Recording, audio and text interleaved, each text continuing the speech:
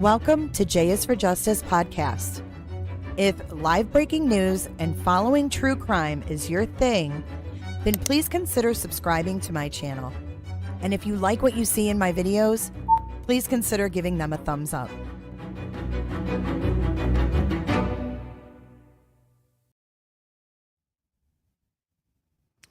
Hey everyone, welcome back. We are going to start this press conference. It's already been going on for a few minutes, but we're going to get started on it now and catch up. Thanks for joining, and make sure you hit that like.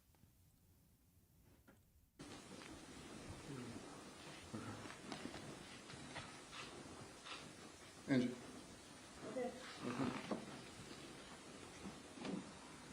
Good evening. I'm Carl Schlien, Mayor of Lewiston. In the wake of the tragic and horrifying incident that occurred in Lewiston, our hearts are heavy with grief, and we extend our deepest sympathies to the victims and their families. This is a time for action, solidarity, and support. Please take note, the shelter-in-place order issued by the Lewiston Police Department remains in effect. Please stay at home and be safe. The City of Lewiston is grateful for the support and outpouring from state authorities, the community, and of course, our elected officials. Speaking tonight will be U.S. Senator Susan Collins, U.S. Representative Jared Golden, and Steve Littleson, President and CEO of Central Maine Medical Center. And now Senator Collins. Thank you, Mayor. Today is a dark day for the state of Maine. As the mayor said, our hearts are heavy with grief. Hi, Potato. This heinous attack, which has robbed the lives of at least 18 Mainers and injured so many more, is the worst mass shooting that the state of Maine has ever experienced and could ever imagine. Today, I looked out my window in Washington and I saw that the flags had been lowered. And I realized that it had been done to honor the victims of this horrific attack. I'm grateful for the leadership of Lewiston Police Chief St. Pierre and for the bravery of the hundreds of state, local, and federal law enforcement officers who are leading the search for the killer. I'm also very grateful for all of the hospital employees who came back to work to take care of the victims, and for our first responders whose bravery was so evident. Last night, the president called me. He stepped out at the state dinner with the Australian Prime Minister to offer any help that the federal government could provide the city of Lewiston, Androscoggin County, and the state of Maine. I also, at midnight, talked to Governor Mills, who has been a pillar of strength for our state. Tom Perez, who is a special advisor to the president throughout the night, texted me back and forth, what do you need? And I would tell him based on conversations that I had as he coordinated the federal response. This morning, Secretary of Homeland Security, Mayorkas, called and offered help from his department. The Attorney General also called, along with Maine's own U.S. Attorney, to offer their help. Right before I came into this building, I had a call from the Deputy Director of the FBI, who told me that there were 80 FBI agents on site participating in the search for the killer. 80. That doesn't include other people from the Marshal's Office, from the ATF, the DEA, and the Department of Homeland Security and the Coast Guard. This has been a concerted effort at the state, local, and federal level, and everyone is determined to bring the killer to justice. To the families of those who have been injured or killed, I know that no words can fully ease the shock, the pain, and the justifiable anger that you are feeling. My hope is that you will feel the solace and strength in knowing that you are in the hearts of the people of Maine and of people throughout our nation. Thank you. I'd now like to introduce the Congressman Jared Golden, who represents this area of Maine. Thank you, Senator. Thank you to Mayor Chalene as well. My name is Congressman Jared Golden from the town of Lewiston, represent Maine's 2nd Congressional District. Some of you might not recognize me because Congress has been so crazy lately. I haven't gotten a haircut in months. So sometimes things happen that bring your worst nightmares to life. Yesterday, this is what happened in Lewiston. At a time like this, a leader is forced to grapple with things that are far greater than his or herself. Humility is called for as accountability is sought by the victims of a tragedy such as this one. Out of fear of this dangerous world that we live in and my determination to protect my own daughter and wife in our home and in our community, because of a false confidence that our community was above this and that we could be in full control, among many other misjudgments, I have opposed efforts to ban deadly weapons of war like the assault rifle used to carry out this crime. The time has now come for me to take responsibility for this failure, which is why I now call on the United States Congress to ban assault rifles like the one used by the sick perpetrator of this mass killing in my hometown of Lewiston, Maine. For the good of my community, I will work with any colleague to get this done in the time that I have left in Congress. To the people of Lewiston, my constituents throughout the 2nd District, to the families who lost loved ones, and to those who have been harmed, I ask for forgiveness and support as I seek to put an end to these terrible shootings. In the days to come, I will give everything I have to support this community's recovery. Thank you.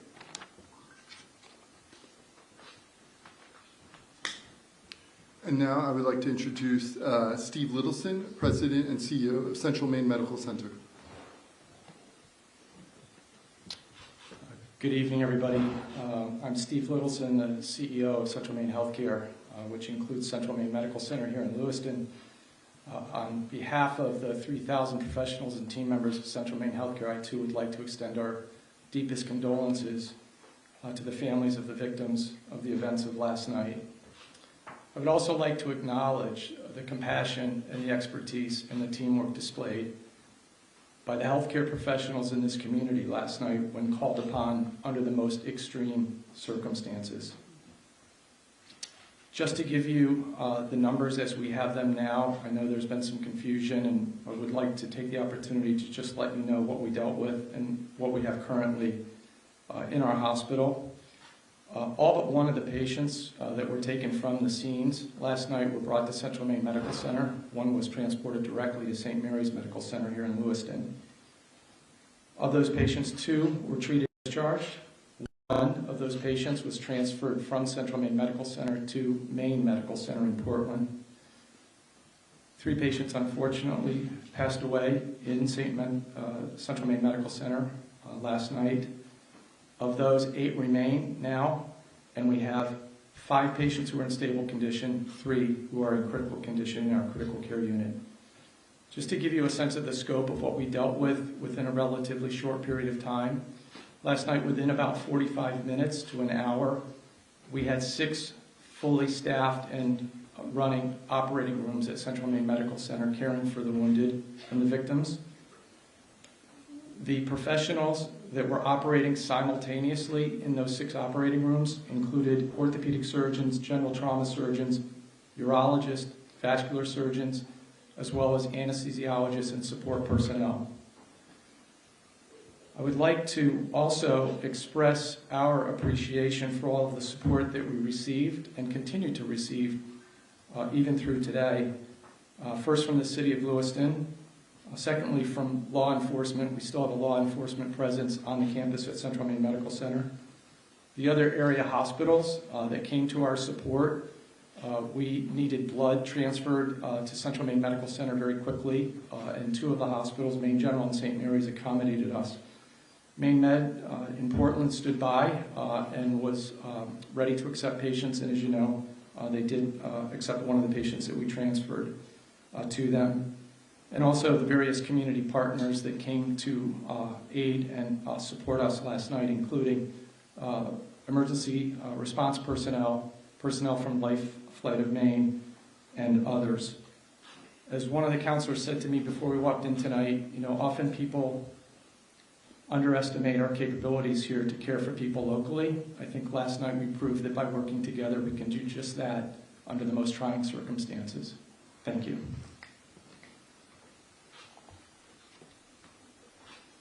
We'll take a few questions. Senator Collins, if you could move the microphone. Senator, you just heard from Representative Jared Coleman that he has changed his mind on an assault rifle ban. Would you do the same? Well, first of all, let me say that I think it is more important that we ban very high capacity magazines.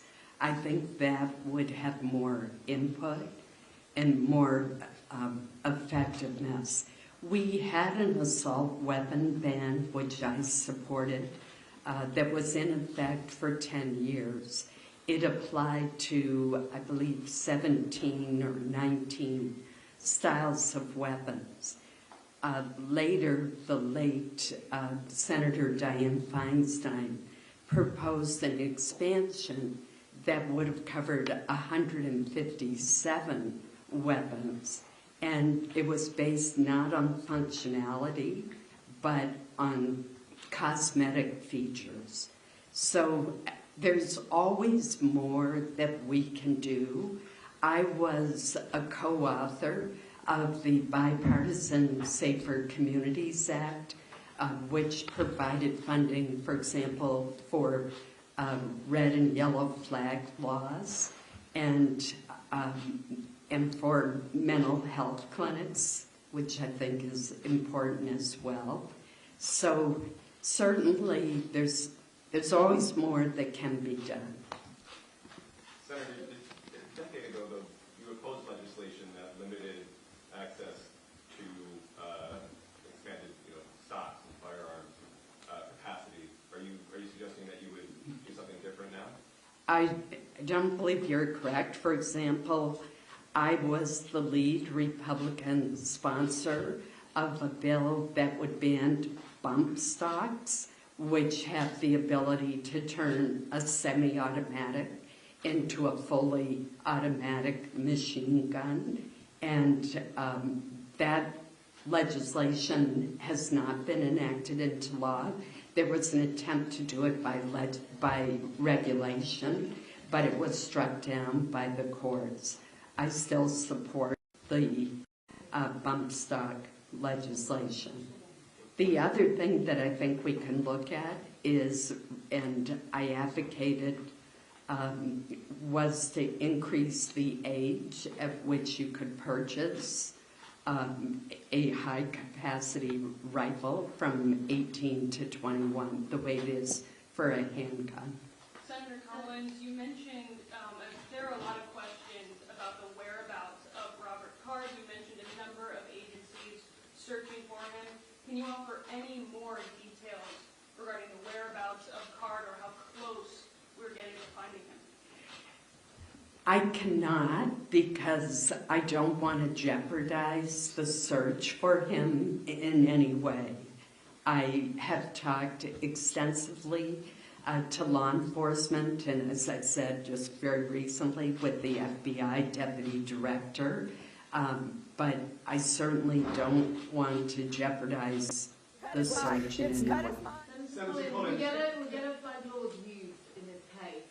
You are a big advocate of them. Do you know if they were used in this case?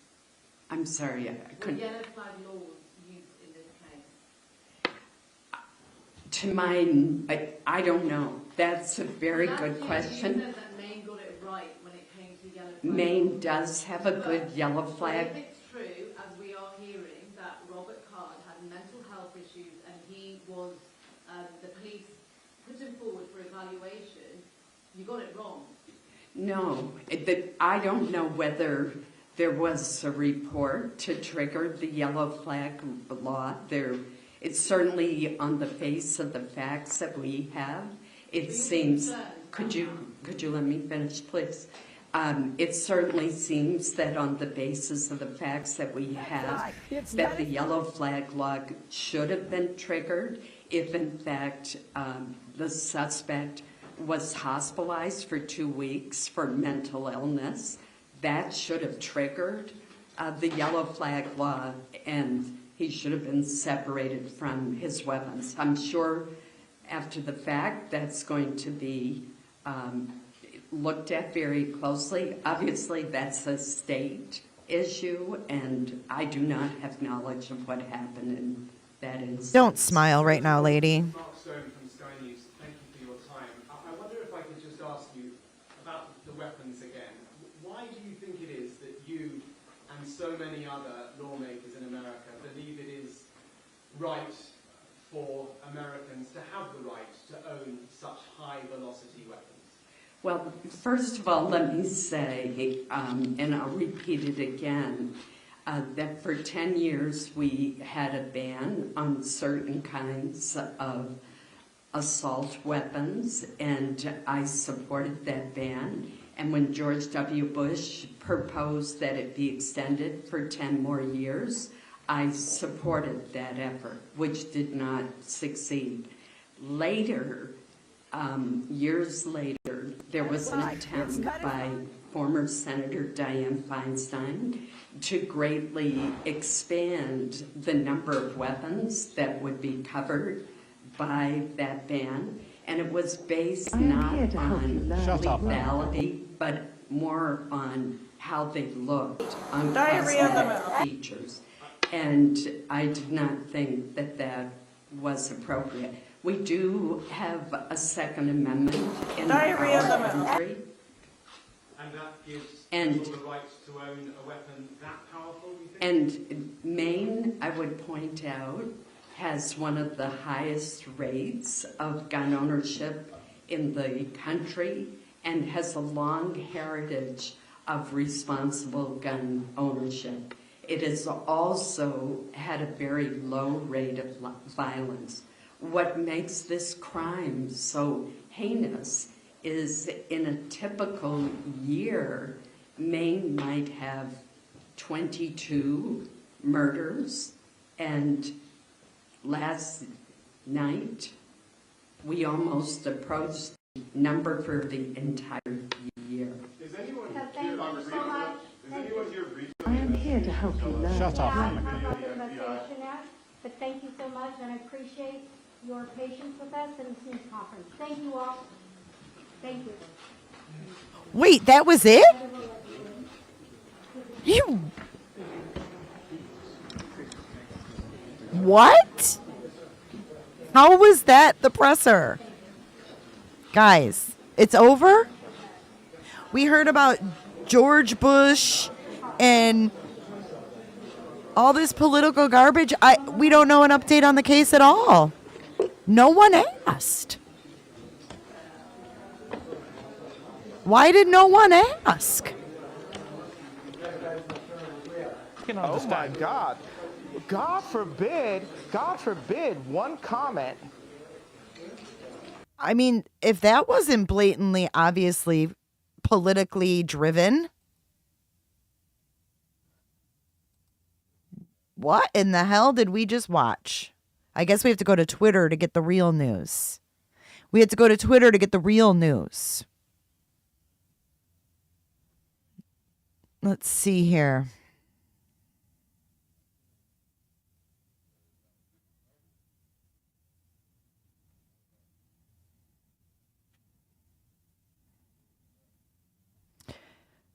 Several law enforcement vehicles just left the area where a search warrant was executed at a Bowdoin home in connection to Robert Card.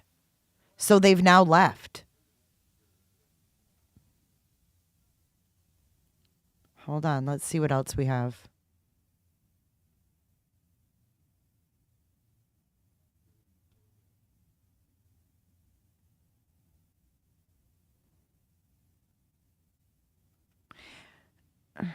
Why am I not seeing anyone that I follow? Who was that again?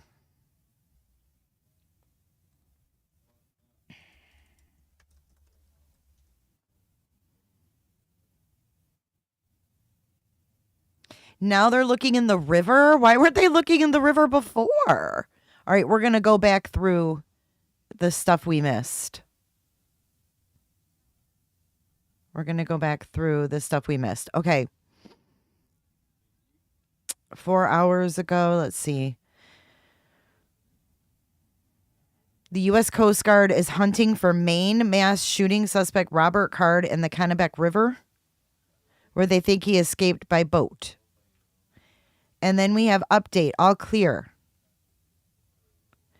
The Joint Base McGuire and Dix, Lakehurst, New Jersey, is given the all clear, no shooter or shots been fired. And then we have this base. This is happening at 914 Meadow Road, Bowdoin, Maine, which was the last known residence of Robert Card. Heavy law enforcement presence, including the FBI, is currently on this road with reports of explosions being heard. This was 1 hour ago. This is that house we looked at yesterday. That's where he used to live.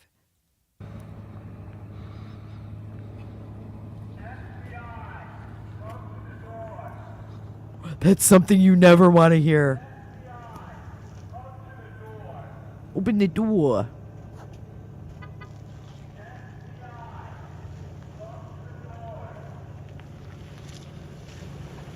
So I guess we thought he was there, but apparently he wasn't because they left, right?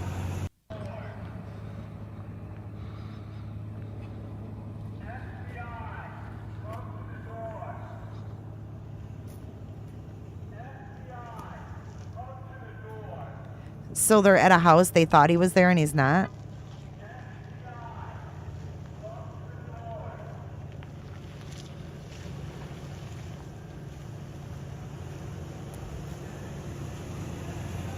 That's the latest. And then they left. Now they're gone. Now they're gone. What the heck?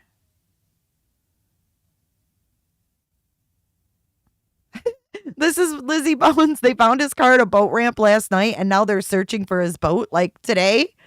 Right? What is going on? Why the hell are they just now searching today? Yikes.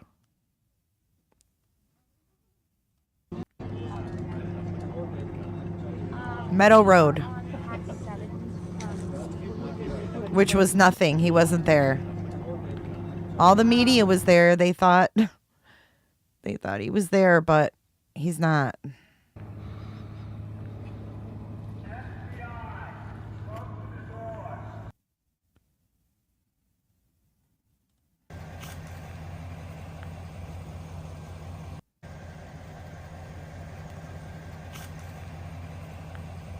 Here's a video of Moscow today.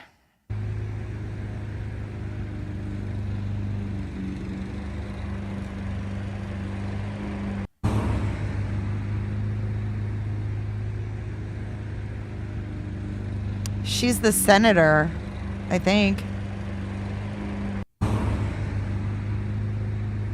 the explosions were flashbangs that we were hearing. All right. Well, we have Brian Koberger's hearing, which I don't believe is out yet. But I wanted to bring you guys that update, and I'm like, what the heck? That is so stupid now. They didn't tell us anything. They're like, oh, remember the victims, but they didn't even tell us who they are. He's not barricaded, Willow. He's not barricaded. They thought he was barricaded, and he wasn't there. He wasn't there. But yeah, Judge said we can have cameras in the courtroom, and Brian Koberger's motion to dismiss the grand jury indictment was denied. He could be anywhere by now. Ugh. I was really hoping, I'm like, why would he go back to his house, though? So does that mean no one else is at that house? He lived alone? Where's all the people that live there? The update was literally really bad. Like I've never seen a worse update than that. Like that, they bring this lady in and she's all politics.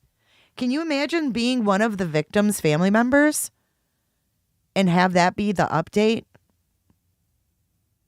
Something wrong with that. There is something wrong with that.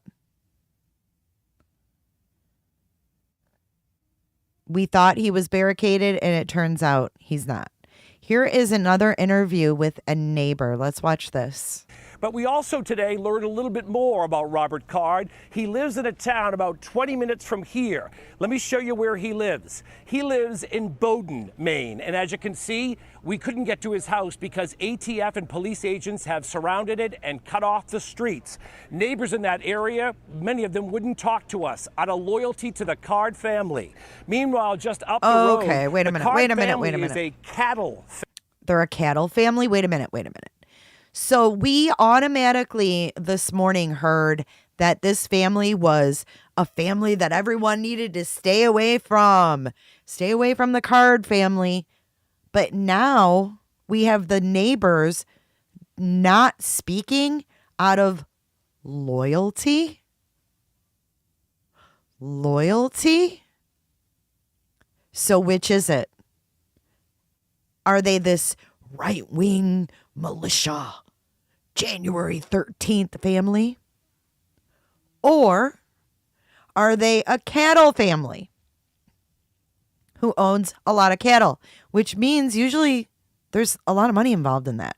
Usually you have a little bit of coin when you're buying cattle. So we were told by this kid, by Justice for All, in that interview, just kidding, it wasn't him, but this kid who said he grew up in the same town said, oh, you need to avoid them at all costs. They're crazy, blah, blah, blah. So now we have the neighbors saying, we're not talking to anybody out of loyalty to this family. You can't make it up. Well, hello there, Frank Mancini. What? Many of them wouldn't talk to us out of loyalty to the Card family. Meanwhile, just up the road, the Card family is a cattle family. They own a lot of land there in town. They're well respected. At least that's what a family friend told me just a short while ago. As far as you can see, everything around here is their land. They're farmers. They're really good people. What about Robert? I knew he was back around last year because I saw his brother and talked to him while he was hunting. And other than that, he's been in the military the last 20 years as far as I knew. Married, kids? I don't think so. Yeah, I've been here for 44 years. I know everybody. I mean, it's a small community, and I mean, the Cards are really good people. They're hardworking, farming people, and this whole thing is absolutely mind-blowing. What? Are you hearing what I'm hearing? So earlier today, this morning, hey, Nils, what do you make of this mess? Hi, Aussie. So we have earlier, this guy came out and he did an interview and he was like, oh my God, like avoid these people like the plague. Like we see them downtown and we look the other way. I mean, is there that big of a divide in this town? Because he just said the complete opposite. He's like, they're good peeps. They own all the land. Holy cow. Holy cow.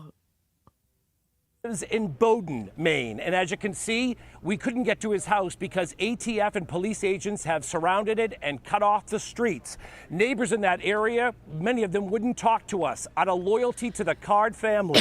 Meanwhile, just up the road, the Card family is a cattle family. They own a lot of land there in town. They're well respected.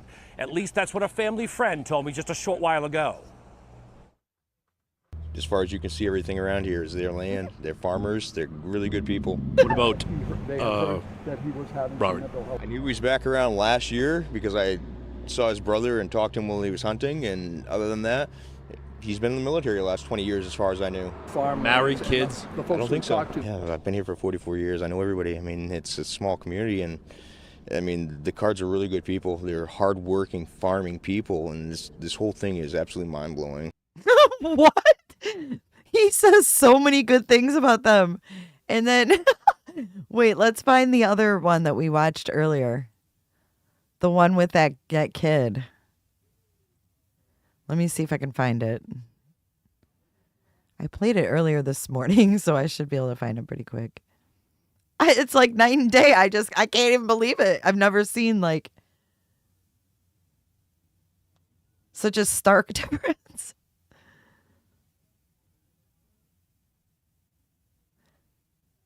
Where the heck was that?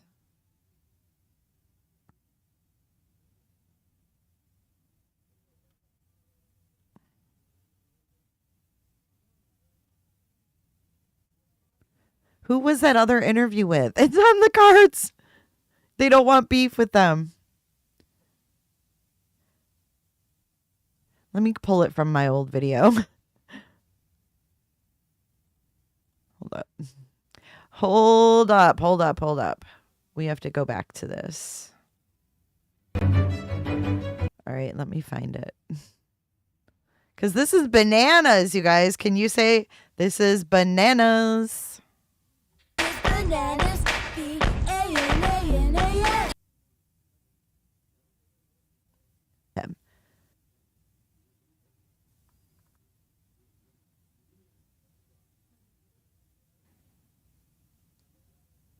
His pockets looked full.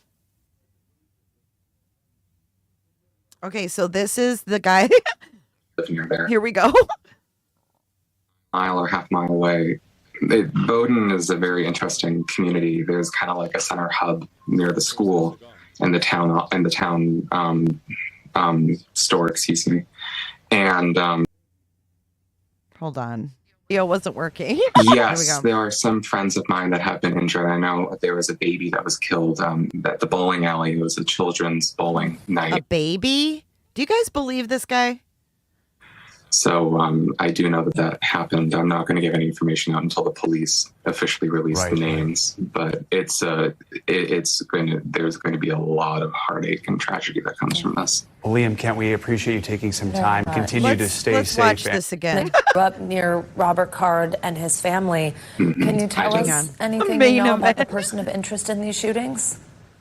Well, I grew up about half a mile away. Bowdoin is a very interesting community. There's kind of like a center hub near the school and the town store, excuse me. And then you have like West Bowdoin, but they all interconnect around the school and the town store. And I just happen to live near there. And the family complex, it's basically a compound. The family and Robert, they're all gun fanatics. For all intents and purposes, are very much associated with right-wing militias. It's known in the town to stay away from them and to not approach them. If you see them, you just turn around and walk away. Wait a minute. He says not to approach them, kind of like what they're telling us right now. Do not approach. He's armed and dangerous. Do not approach. Call 911. When you're in town, you can't approach these people? But then this other dude's like, oh my God, they're like the hardest working people you could ever have met. I remember going to the town store when I was a kid, about, around 12, 14.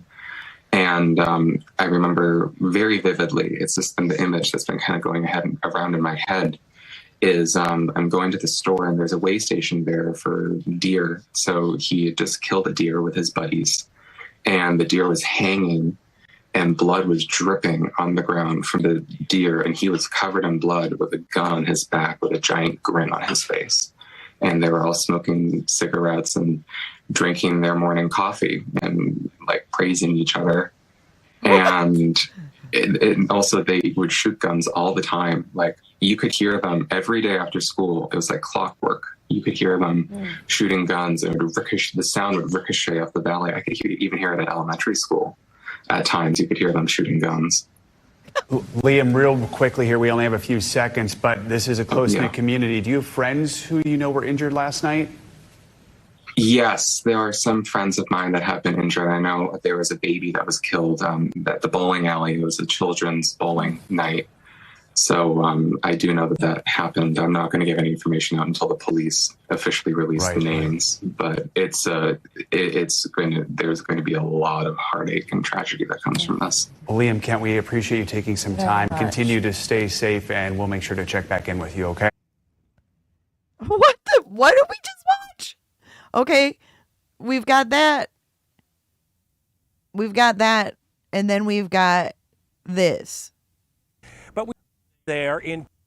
Then we've got this.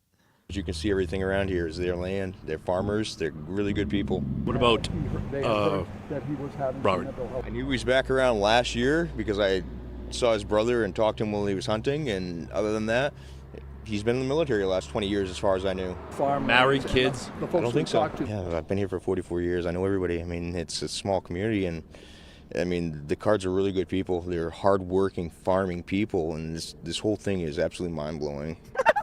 It's so crazy. It's so crazy.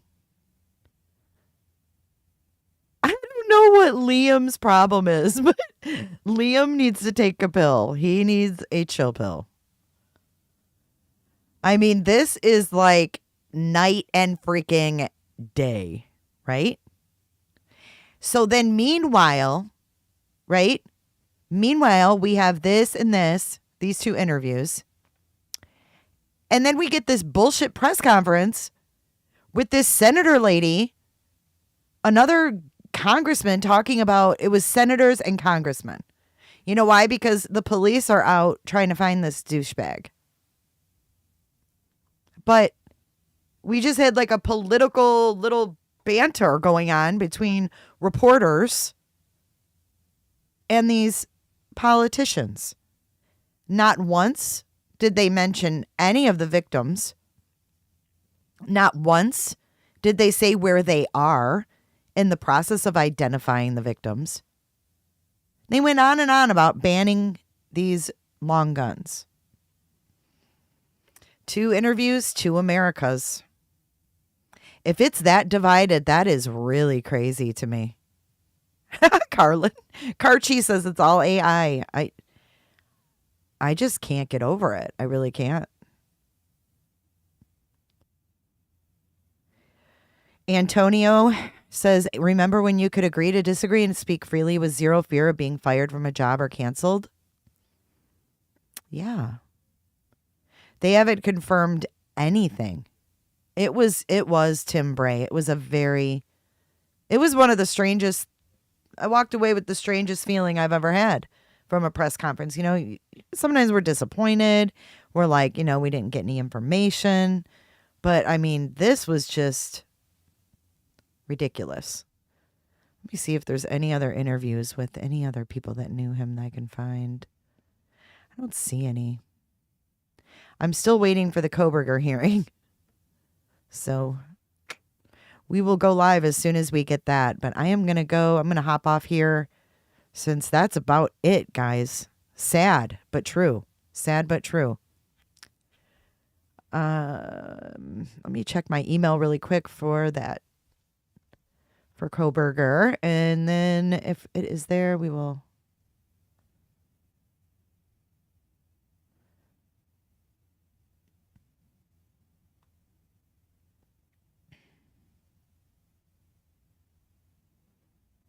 we will roll that footage, but it doesn't look like I have it yet. Nothing yet. Nothing yet.